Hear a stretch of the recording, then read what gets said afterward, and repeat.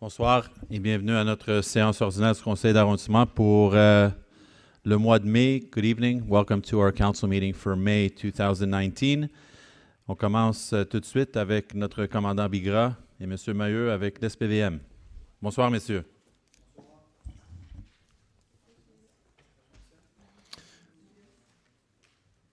va aller à l'autre. Bonsoir, ça fonctionne? Oui.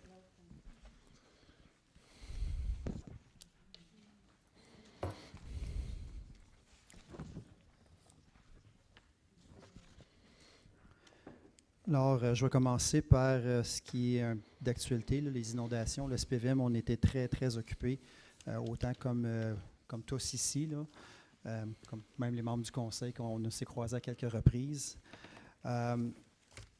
Pour ce qui est, on a beaucoup de policiers mobilisés. Là, les inondations, présentement, tout est stable. La grosse différence qu'ils ont faite, qu'on a pu sauver beaucoup de personnel, c'est malgré que les niveaux d'eau sont présentement, là, est-ce qu'on a les maximums de 2017 qui sont présentement là. La grosse différence, c'est les digues. Donc, on a beaucoup moins de rues, beaucoup moins de résidences inondées. Présentement, à presque tous les jours, là, en plus des effectifs du PDQ3, on a souvent 2 sergents et 16 agents de plus qui patrouillent dans les environs là, de l'arrondissement Pierrefonds, Roxboro, Sainte-Geneviève et le Bizard. On a de jour et de soir, on a toujours 2 patrouilleurs en VTT. On a des policiers, toujours 2 cavaliers. On a la patrouille nautique qui est toujours dans le secteur 24 heures sur 24.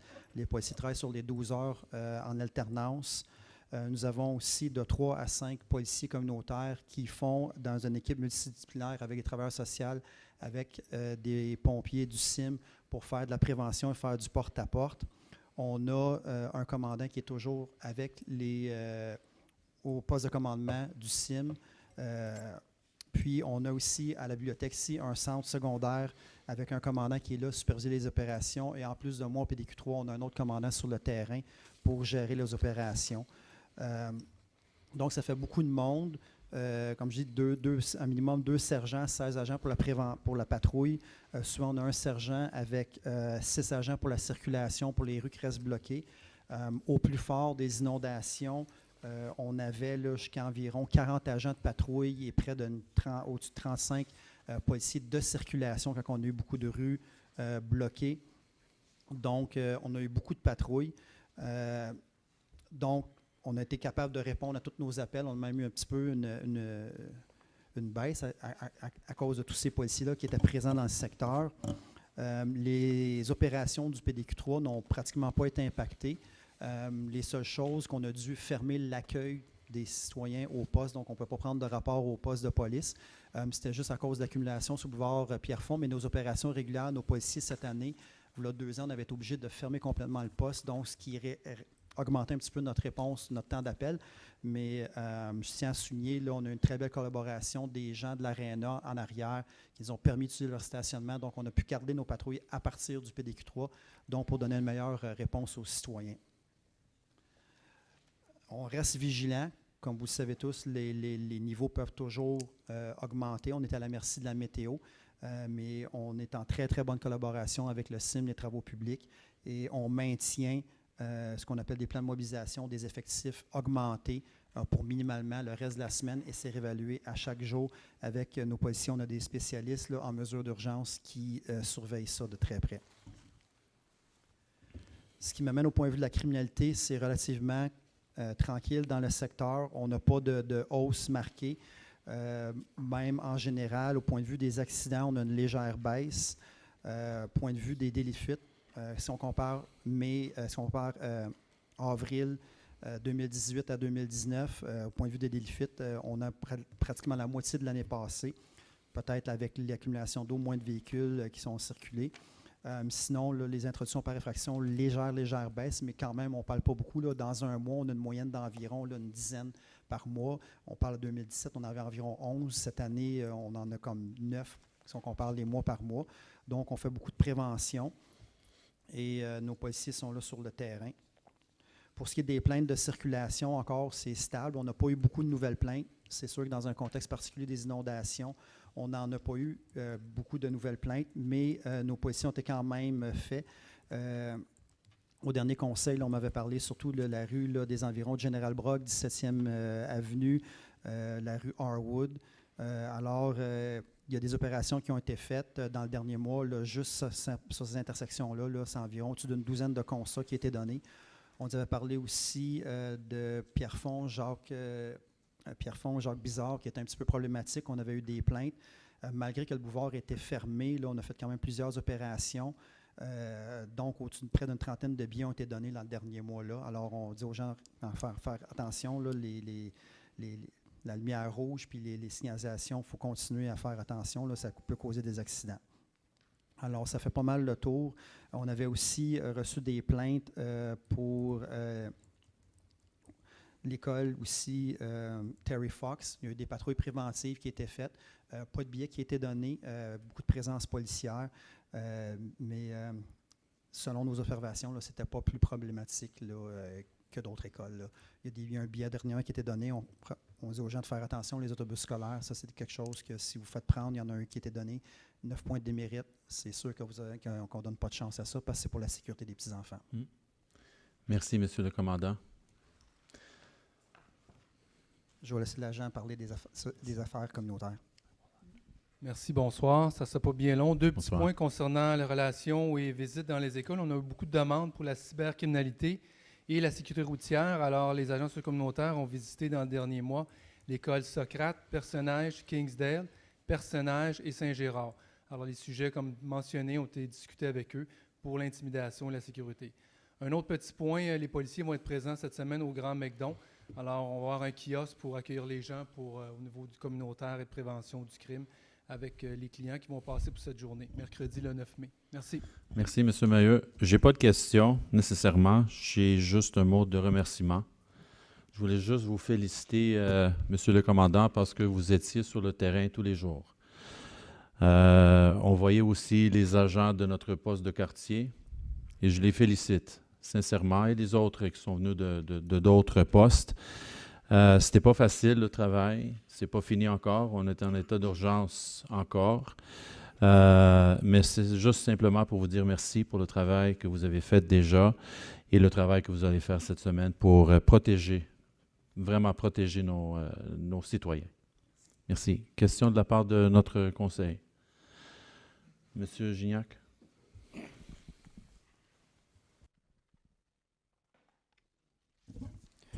Merci, commandant, pour votre présentation. Le comité de circulation va vous interpeller sur 2 rues en priorité. Là, je ne sais pas si c'est le printemps ou parce qu'il y a eu des fermetures de rues. Le nombre de plaintes qui m'ont été adressées a explosé. 2 en particulier, la rue Richmond, juste ici à côté. Je sais que vous la visitez souvent, alors je vous demanderai d'y être un petit peu plus attentif. Et la rue Jean-Briand, s'il vous plaît. Puis on en reparlera au comité sous peu. Parfait. Merci. On va se voir au comité. Ça va faire plaisir d'être là. Question de la part de nos citoyens. Questions from our audience. Mr. Stitt. Monsieur Stitt, je m'excuse, voudriez-vous aller au micro? Là, on semblerait qu'on a interverti les micros ce soir, là, mais...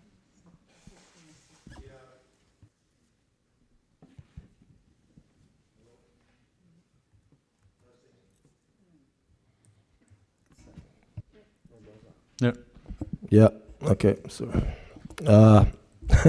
regarding those dead-end streets that go down to the water, I was down by Le Docteur last week, I think it was, and there always seems to be, I assume it's the residents that park their vehicles down by the water, even though there's pas de stationnement on each side of the street. So there was actually a police car there at the corner with doing another intervention. So I just mentioned it to the officer, and he said he would make a note of it. But I would just bring it to your attention that there always seems to be probably local people that are parking on those cul-de-sac streets.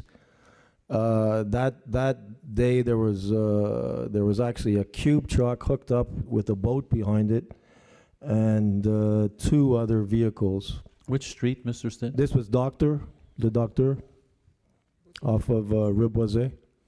And I've noticed that over the years on that street, actually, but I assume there's other ones where I guess if nobody's going down there, the residents or whoever thinks they can park there and whatever, if it's for their boats maybe, or...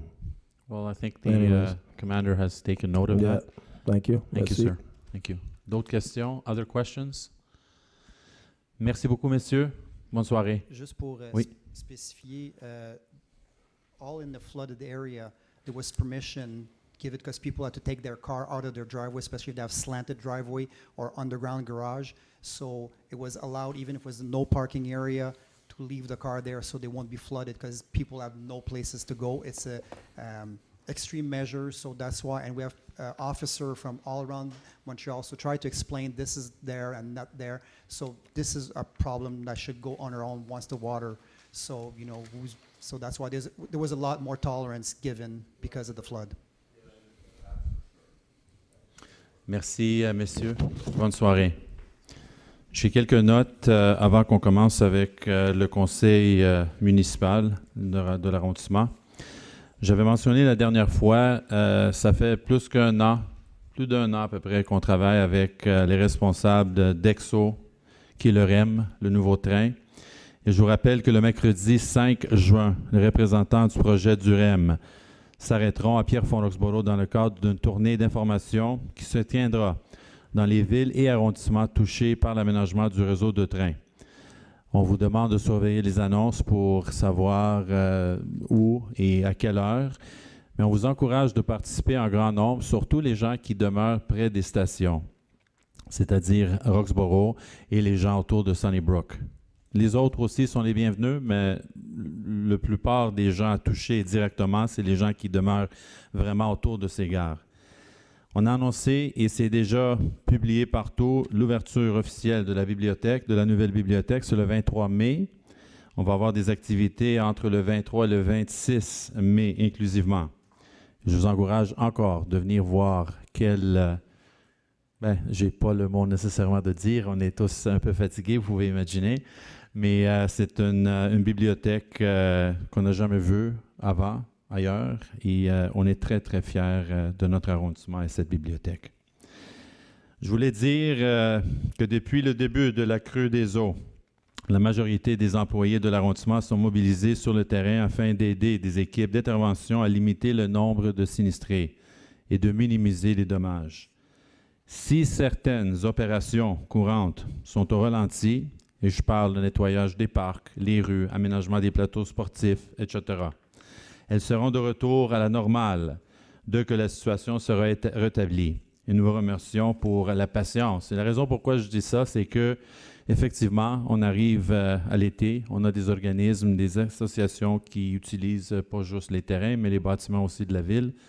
Et on a encore les équipes vraiment limitées à ce niveau-là, mais l'état d'urgence est encore en vigueur. Et c'est pour cette raison que je souligne au moins les efforts de nos équipes. La collecte des branches, vous savez qu'on a changé, on a modifié un peu la collecte des branches. C'est 2 fois par année. On a annoncé que ça commençait le 6 aujourd'hui, mais M. Baudouin, corrigez-moi si je me trompe, c'est lundi prochain qu'on va commencer la collecte des branches pour 2 semaines un peu partout. Pas nécessaire de nous appeler. Les camions sont partout sur le territoire, maintenant le printemps, mais aussi à l'automne, et les dates sont annoncées déjà sur le site web. Yes. We will... Yes, and you can ask that question, ma'am, when you come to the mic later at question period. I'd be happy to answer that. You're not losing that service, Mrs. Bond. We are modifying the service to make it more efficient for us because we had over 9,000 collections, you can imagine, during the year and years past. And a lot of those times it was for a branch here and there. And so now we're concentrating our efforts when trees are normally pruned, which is in the spring and in the fall of every year.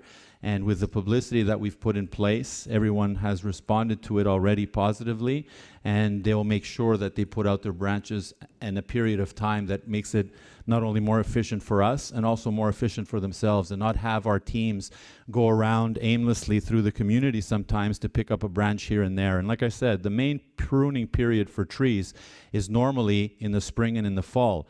If a resident gets a contractor to cut their tree, the responsibility of that contractor is to take the branches and not put it on the side of the street for the city workers to pick up. And so that's the pilot project that we will do this year, and in the future, if we need to adjust it accordingly, then we will. But this is the main reasoning behind a decision like this. That was announced actually clearly months ago, that now we finally have announced it to the doors, and this is just a reminder for the residents to know where we are with that file.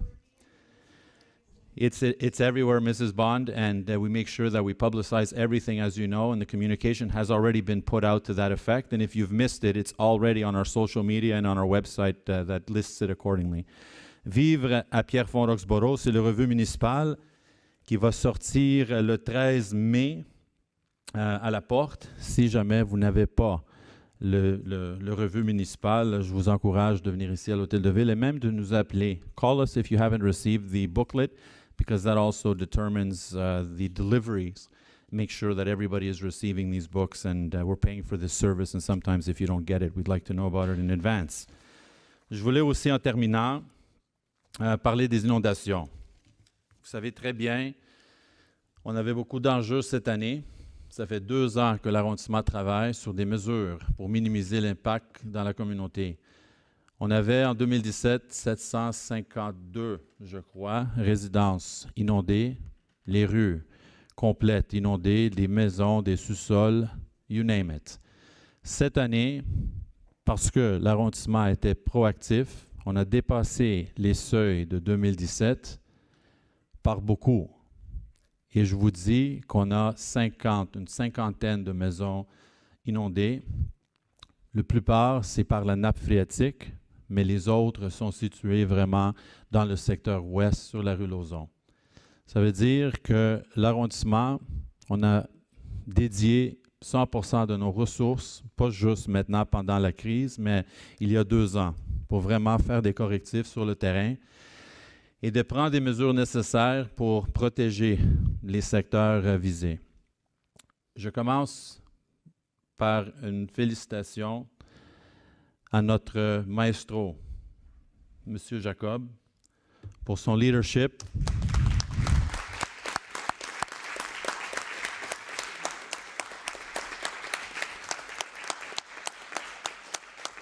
Pour son leadership, parce que, vous savez, en plan de mesures d'urgence, ça prend un organigramme et ça prend des gens dédiés qui savent quoi faire, qui dirigent chaque geste qu'on pose sur le terrain. Et c'est M. Jacob, vraiment, qui était là 24 heures sur 24. Je félicite aussi nos services, les gens autour de cette table. En plus, les autres, l'école bleue, surtout l'école bleue, je vous dis, parce que c'est les gens qu'on voyait tous les jours, qui travaillaient dans des conditions presque impossibles. Mais grâce à eux, grâce au planning qu'on a fait dans l'arrondissement, on a réussi cette année pour le moment et on est très fiers. Je les félicite tous.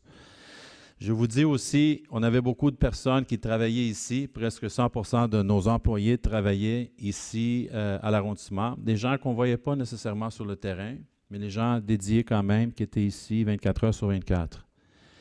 Je félicite aussi mon conseil, parce que sans eux, je ne pouvais pas faire mon travail, ni le travail des employés. C'est des gens dévoués. Je ne fais pas un pitch politique. C'est un pitch humain que je fais. Et c'est grâce à eux et tout le monde ensemble, on était capable de faire ce qu'on a fait. On a beaucoup d'améliorations à faire. Il y a 2 ans, on a construit des digues naturelles. On a acheté de l'équipement. On a commencé avec un plan de communication. On a créé des vidéos quoi faire en cas d'inondation, en cas de sinistre. Comment se préparer 72 heures en cas de sinistre. Vous voyez, on a fait qu'est-ce qu'on avait à faire. On a communiqué l'information aussi aux résidents. On a fait de la porte-à-porte. On a distribué des dépliants.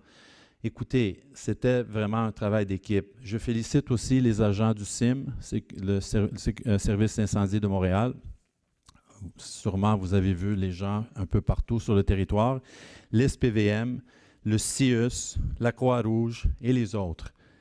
Je ne veux pas oublier aussi les donateurs, les restaurants, les gens qui faisaient de la bouffe, si je peux dire, pour les bénévoles, et les milliers et milliers de bénévoles qui se sont présentés sur les lieux pour nous aider. Le but de notre administration, c'était de protéger les secteurs.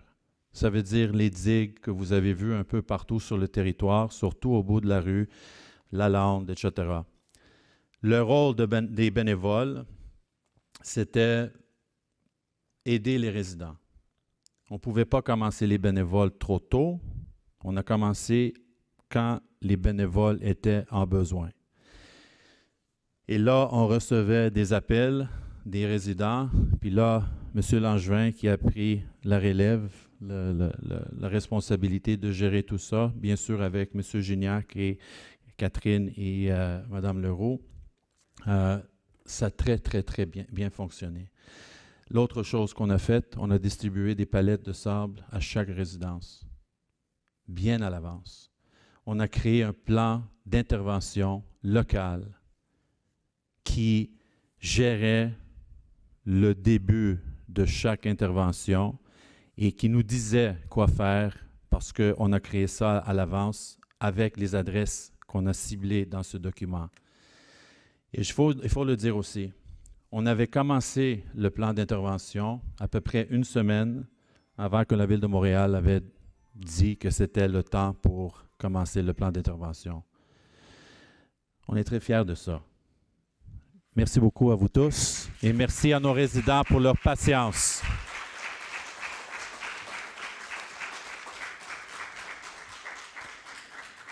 Maintenant, parce qu'on a des invités dans la salle avant qu'on commence. Comme vous le savez, la santé mentale est un sujet qui m'a toujours tenu à cœur. Chaque année, mon conseil et moi-même participons aux différents événements organisés par nos organismes de santé mentale locaux. Cette année, nous avons décidé d'en faire davantage pour cette cause en officiellement proclamant la semaine du 6 au 12 mai 2019 comme étant la Semaine nationale de la santé mentale ici à Pierrefonds-Roxboro. Et d'avoir la marche du maire 2019 sous le thème de la santé mentale également. Chaque année, on fait la marche du maire, comme vous savez, et l'année dernière, c'était la première fois qu'on jumelait la marche avec une cause. C'était la violence contre les femmes l'année dernière, et cette année, on a décidé de faire ça sous le thème de la santé mentale. Cette année, la campagne de sensibilisation encourage les jeunes à se découvrir les autres, découvrir la différence et découvrir dans le changement. Je vous encourage à visiter le site web êtrebiendanstatête.ca pour vous outiller avec les différents matériaux promotionnels et pour en savoir davantage sur la santé mentale. Au plaisir de marcher avec vous très bientôt lors de la marche du maire le 9 juin prochain. Je vais lire la proclamation. Madame Corbeil, si vous me permettez, je vais lire le 1501, puis on va l'adopter après quand on commence l'ordre du jour. Attendu que la Semaine nationale de la santé mentale se déroule le 6 au 12 mai. Attendu que le thème « Découvrir, c'est voir autrement » vise à renforcer et à développer la santé mentale de la population du Québec. Attendu, les municipalités du Québec contribuent à la santé mentale positive de la population. Attendu que favoriser la santé mentale positive est une responsabilité à la fois individuelle et collective, et que cette dernière doit être partagée par tous les acteurs de la société. Attendu qu'il est d'intérêt général que toutes les municipalités du Québec soutiennent la Semaine nationale de la santé mentale, il est proposé par M. Benoît Langevin, appuyé par M. Yves Gignac, que le conseil d'arrondissement proclame la semaine du 6 au 12 mai 2019 comme étant celle de la santé mentale dans l'arrondissement de Pierrefonds-Roxborough et invite tous les citoyens et les citoyennes, ainsi que toutes les entreprises, organisations et institutions à reconnaître les bénéfices de l'astuce Découvrir, c'est voir autrement. Monsieur Langevin. Je pense que tout a été dit, mais je voudrais quand même rajouter et remercier les groupes communautaires qui font un travail à pied d'œuvre dans notre arrondissement sur la question de la santé mentale, entre autres perspectives communautaires en santé mentale. On a des collègues ici, Centre de crise, le Centre Bienvenue, Omega, le CIUS inévitablement, ANEB, AJOA, et si j'en oublie, désolé, je sais qu'il y a un travail qui se fait conjoint, qui se fait en partenariat, en collaboration avec une multitude de spécialistes et d'intervenants communautaires ou d'intervenants du milieu public. Donc sur ce, merci. Merci, M. Langevin. J'aimerais inviter l'ensemble des représentants des organismes locaux pour la santé mentale à venir à l'avant pour signer le livre d'or afin de souligner cette proclamation.